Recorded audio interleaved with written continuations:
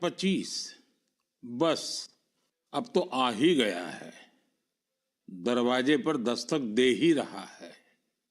2025 में 26 जनवरी को हमारे संविधान को लागू हुए 75 वर्ष होने जा रहे हैं। हम सभी के लिए बहुत गौरव की बात है। हमारे संविधान निर्माताओं ने हमें जो संविधान सौंपा है वो समय की हर कसौटी पर खरा उतरा है। संविधान हमारे लिए गाइडिंग लाइट है, हमारा मार्गदर्शक है।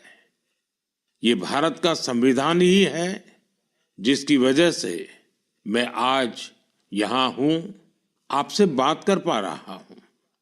इस साल 26 नवंबर को संविधान दिवस से एक साल तक चलने वाली कई एक्टिविटीज शुरू हुई हैं।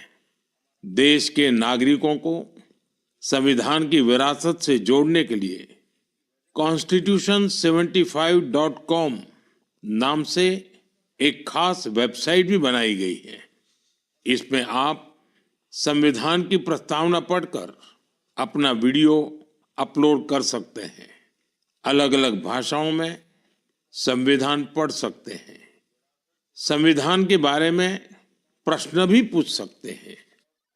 मन की बात के श्रोताओं से, स्कूल में पढ़ने वाले बच्चों से, कॉलेज में जाने वाले युवाओं से मेरा आग्रह है, इस वेबसाइट पर जरूर जाकर देखें, इसका हिस्सा बने। साथियों, अगले महीने 13 तारीख से प्रयागराज में महाकुंभ भी होने जा रहा है। इस समय वहां संगम तट पर जबरदस्त तैयारियां चल रही है। मुझे याद है, अभी कुछ दिन पहले जब मैं प्रयागराज गया था तो हेलीकॉप्टर से पूरा कुंभ क्षेत्र देखकर दिल प्रसन्न हो गया था। इतना विशाल, इतना सुंदर, इतनी भव्यता। साथियों, महाकुंभ की विशेषता केवल इसकी विशालता में ही नहीं है, कुंभ की विशेषता इसकी विविधता में भी है।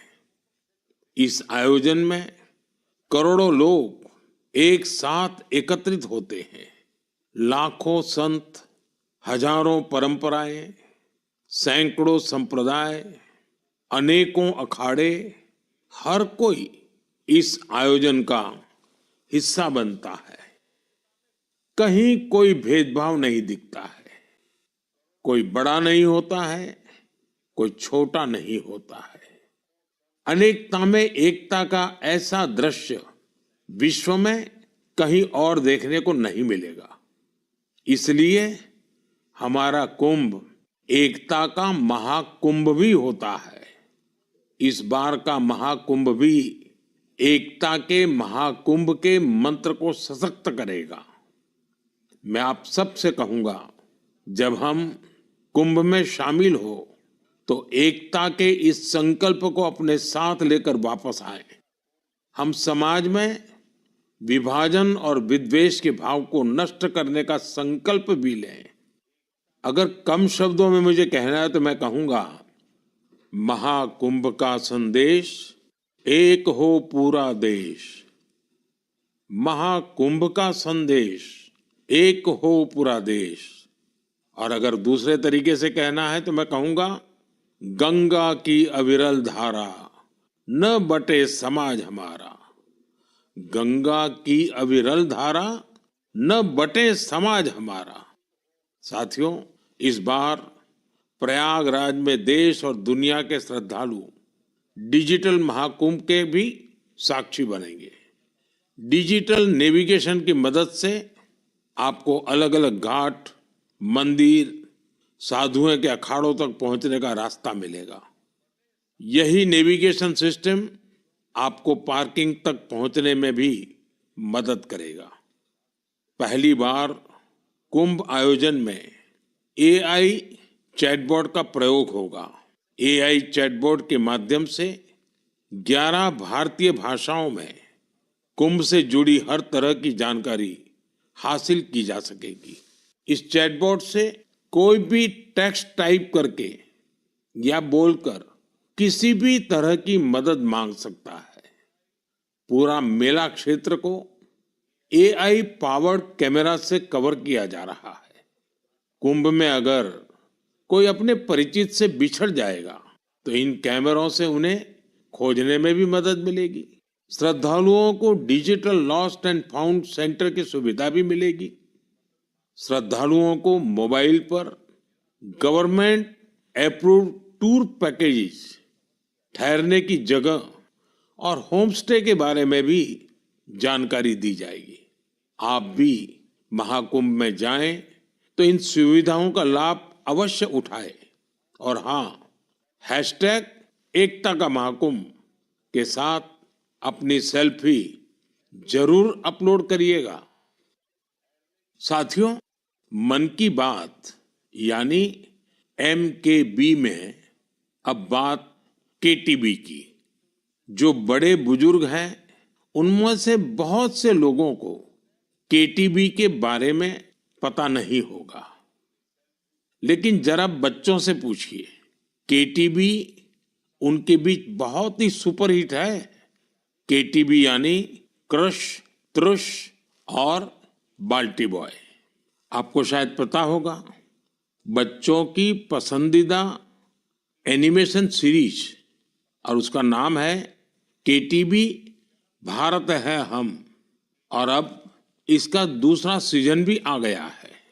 ये 3 एनिमेशन कैरेक्टर हमें भारतीय स्वतंत्रता संग्राम के उन नायक नायिकाओं के बारे में बताते हैं जिनकी ज्यादा चर्चा नहीं होती। हाल ही में इसका सीजन 2 बड़े ही खास अंदाज में international film festival of India Goa में लॉन्च हुआ। सबसे शानदार बात यह है कि ये सीरीज न सिर्फ भारत की कई भाषाओं में बल्कि विदेशी भाषाओं में भी प्रसारित होती है। इसे दूरदर्शन के साथ साथ अन्य OTT प्लेटफॉर्म पर भी देखा जा सकता है। साथियों, हमारी एनिमेशन फिल्मों की, रेगुलर फिल्मों की, टीवी सीरियल्स की पॉपुलैरिटी दिखाती है कि भारत की क्रिएटिव इंडस्ट्री में कितनी क्षमता है। यह इंडस्ट्री न सिर्फ देश की प्रगति में बड़ा योगदान दे रही है, बल्कि हमारी इकोनॉमी को भी नई ऊंचाइयों पर ले जा रही है। हमारी फिल्म एंड एंटरटेनमेंट इंडस्ट्री बहुत विशाल है। देश की कितनी ही भाषाओं में फिल्में बनती हैं, क्रिएटिव कंटेंट बनता है। मैं अपनी फिल्म और एंटरटेनमेंट इंडस्ट्री को इसलिए भी बधाई देता हूं क्योंकि उसने एक भारत श्रेष्ठ भारत के भाव को सशक्त किया है। साथियों, वर्ष 2024 में हम फिल्म जगत की कई महान हस्तियों की 100वीं जयंती मना रहे हैं। इन विभूतियों ने भारतीय सिनेमा को विश्व स्तर पर पहचान दिलाई। राज कपूर जी ने फिल्मों के माध्यम से दुनिया को भारत के सॉफ्ट पावर से परिचित कराया। रफी साहब की आवाज में वो जादू था जो हर दिल को छू लेता था। उनकी आवाज अद्भुत थी। भक्ति गीत हो या रोमांटिक सॉन्ग्स, दर्द भरे गाने हो, हर इमोशन को उन्होंने अपनी आवाज से जीवंत कर दिया। एक कलाकार के रूप में उनकी महानता का अंदाजा इसी से लगाया जा सकता है कि आज भी युवा पीढ़ी उनके गानों को उतनी ही शिद्दत से सुनती है। यही तो है टाइमलेस आर्ट की पहचान। अक्कीनेनी नागेश्वर राव गारू ने तेलुगु सिनेमा को नई ऊंचाइयों तक पहुंचाया है। उनकी फिल्मों ने भारतीय परंपराओं और मूल्यों को बखूबी प्रस्तुत किया। तपन सिन्हा जी की फिल्मों ने समाज को एक नई दृष्टि दी। उनकी फिल्मों में सामाजिक चेतना और राष्ट्रीय एकता का संदेश रहता था। हमारी पूरी फिल्म इंडस्ट्री के लिए इन हस्तियों का जीवन प्रेरणा जैसा है। साथियों, मैं आपको एक और खुशखबरी देना चाहता हूं। भारत की क्रिएटिव टैलेंट को दुनिया के सामने रखने का एक बहुत बड़ा बार world audio visual entertainment summit यानी वेव समिट का आयोजन होने वाला है। आप सभी ने दावोस के बारे में सुना होगा, जहां दुनिया के अर्थ जगत के महारथी जुटते हैं। उसी तरह वेव समिट में दुनिया भर के मीडिया और एंटरटेनमेंट इंडस्ट्री के दिग्गज, क्रिएटिव वर्ल्ड के लोग भारत आएंगे। यह समिट भारत को ग्लोबल कंटेंट क्रिएशन का हब बनाने की दिशा में एक महत्वपूर्ण कदम है। मुझे यह बताते हुए गर्व हो रहा है, इस समिट की तैयारी में हमारे देश के यंग क्रिएटर्स भी पूरे जोश से जुड़ रहे हैं। जब हम $5 ट्रिलियन इकोनॉमी की ओर बढ़ रहे हैं, तब हमारी क्रिएटर इकोनॉमी एक नई एनर्जी ला रही है। मैं भारत की पूरी एंटरटेनमेंट और क्रिएटिव इंडस्ट्री से आग्रह करूंगा, चाहे आप यंग क्रिएटर हो या एस्टैब्लिश्ड आर्टिस्ट, बॉलीवुड से जुड़े हो या रीजनल सिनेमा से, टीवी इंडस्ट्री के प्रोफेशनल हो या एनिमेशन के एक्सपर्ट, गेमिंग से जुड़े हो या एंटरटेनमेंट टेक्नोलॉजी के इनोवेटर, आप सभी वेव समिट का हिस्सा बने। मेरे प्यारे देशवासियों, आप सभी जानते हैं कि भारतीय संस्कृति का प्रकाश आज कैसे दुनिया के कोने कोने में फैल रहा है। आज मैं आपको 3 महाद्वीपों से ऐसे प्रयासों के बारे में बताऊंगा जो हमारी सांस्कृतिक विरासत के वैश्विक विस्तार की गवाह है। ये सभी एक दूसरे से मीलों दूर हैं, लेकिन भारत को जानने और हमारी संस्कृति से सीखने की उनकी ललक एक जैसी है। साथियों, पेंटिंग्स का संसार जितना रंगों से भरा होता है, उतना ही खूबसूरत होता है। आप में से जो लोग टीवी के माध्यम से मन की बात से जुड़े हैं, वे अभी कुछ पेंटिंग्स टीवी पर देख भी सकते हैं। इन पेंटिंग्स में हमारे देवी देवता, नृत्य की कलाएं और महान विभूतियों को देखकर आपको बहुत अच्छा लगेगा। इनमें आपको भारत में पाए जाने वाले जीव जंतुओं से लेकर और भी बहुत कुछ देखने को मिलेगा। इनमें ताजमहल की एक शानदार पेंटिंग भी शामिल है, जिसे 13 साल की एक बच्ची ने बनाया है। आपको ये जानकर हैरानी होगी कि इस दिव्यांग बच्ची ने अपने मुंह से इस पेंटिंग को तैयार किया है। सबसे दिलचस्प बात यह है कि इन पेंटिंग्स को बनाने वाले भारत के नहीं, बल्कि इजिप्ट के स्टूडेंट्स हैं, वहां के विद्यार्थी हैं। कुछ ही हफ्ते पहले इजिप्ट के करीब 23,000 स्टूडेंट्स ने एक पेंटिंग प्रतियोगिता में हिस्सा लिया था। वहां उन्हें भारत की संस्कृति और दोनों देशों के ऐतिहासिक संबंधों को बताने वाली पेंटिंग तैयार करनी थी। मैं इस प्रतियोगिता में हिस्सा लेने वाले सभी युवाओं की सराहना करता हूं।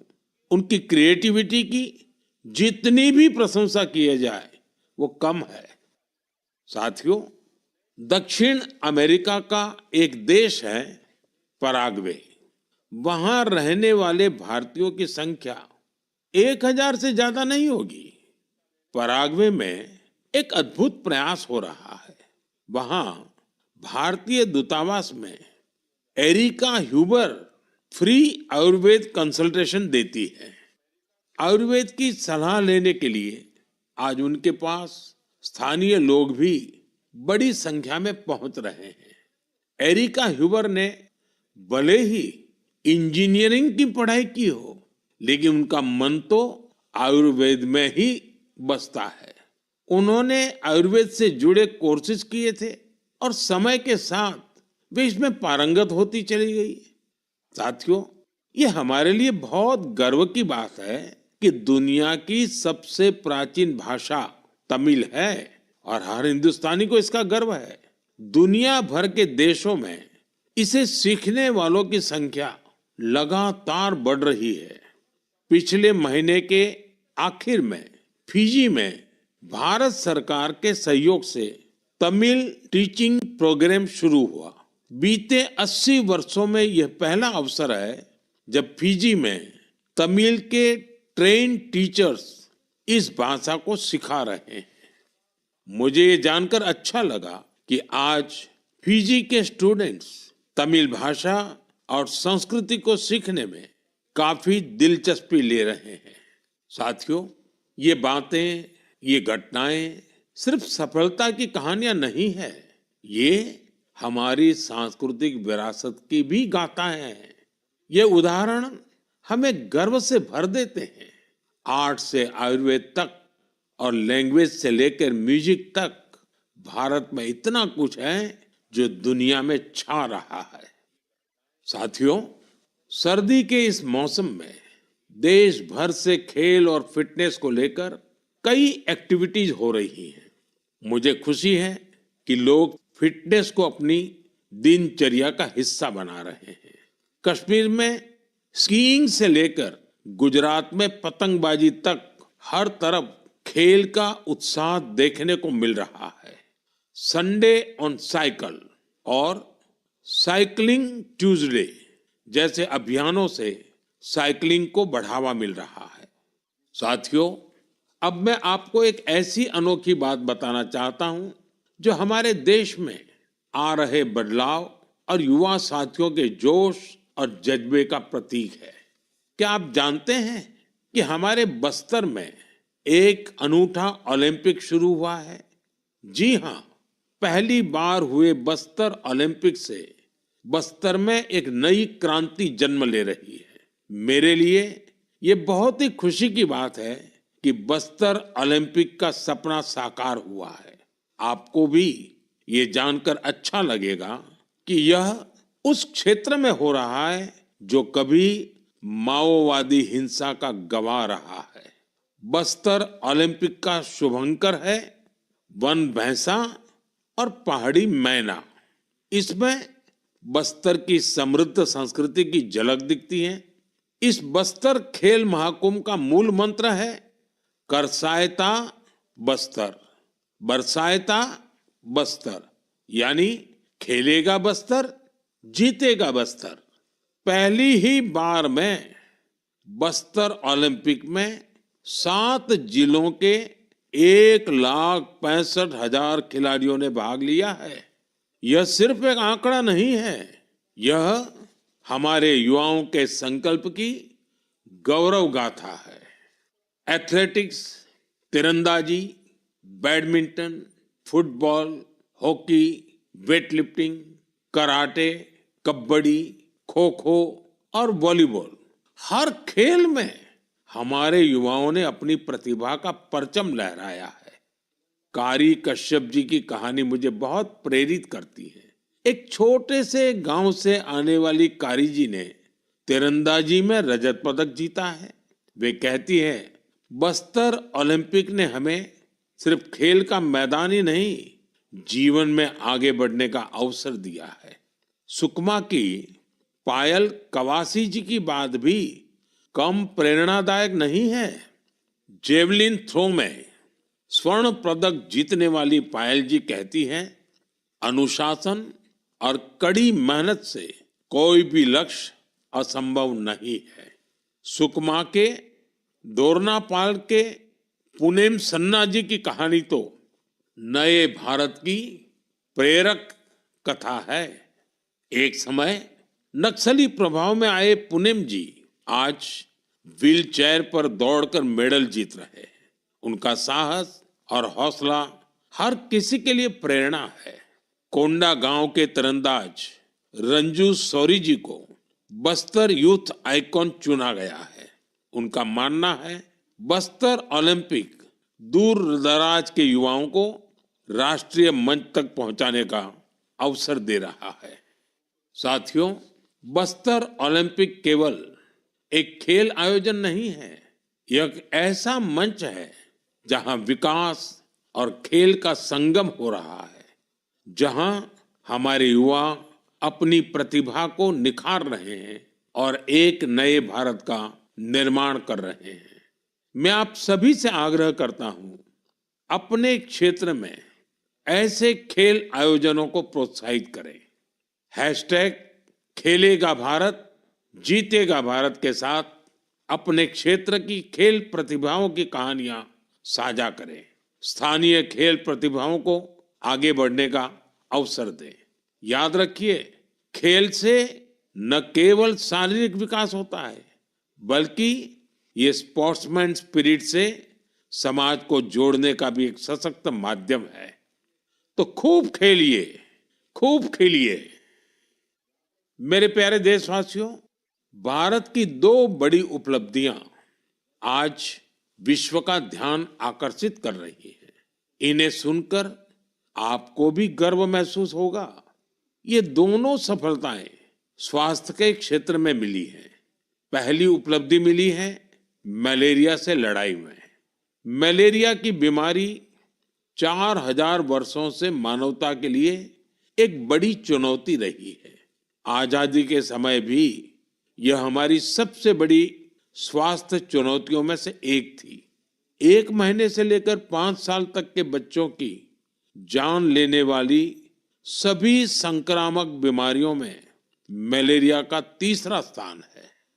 आज मैं संतोष से कह सकता हूं कि देशवासियों ने मिलकर इस चुनौती का दृढ़ता से मुकाबला किया है। विश्व स्वास्थ्य संगठन WHO की रिपोर्ट कहती है, भारत में 2015 से 2023 के बीच मलेरिया के मामलों और इससे होने वाली मौतों में 80% की कमी आई है। यह कोई छोटी उपलब्धि नहीं है। सबसे सुखद बात यह है, यह सफलता जन जन की भागीदारी से मिली है। भारत के कोने कोने से, हर जिले से हर कोई इस अभियान का हिस्सा बना है। असम में जोरहाट के चाय बागानों में मलेरिया 4 साल पहले तक लोगों की चिंता की एक बड़ी वजह बना हुआ था, लेकिन जब इसके उन्मूलन के लिए चाय बागान में रहने वाले एकजुट हुए तो इस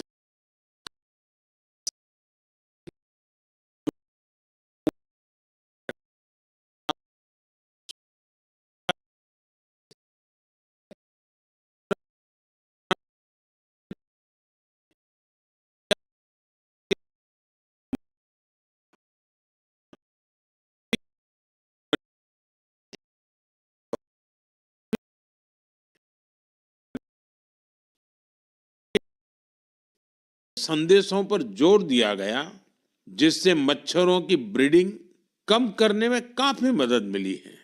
देश भर में ऐसे प्रयासों से ही हम मलेरिया के खिलाफ जंग को और तेजी से आगे बढ़ा पाए हैं।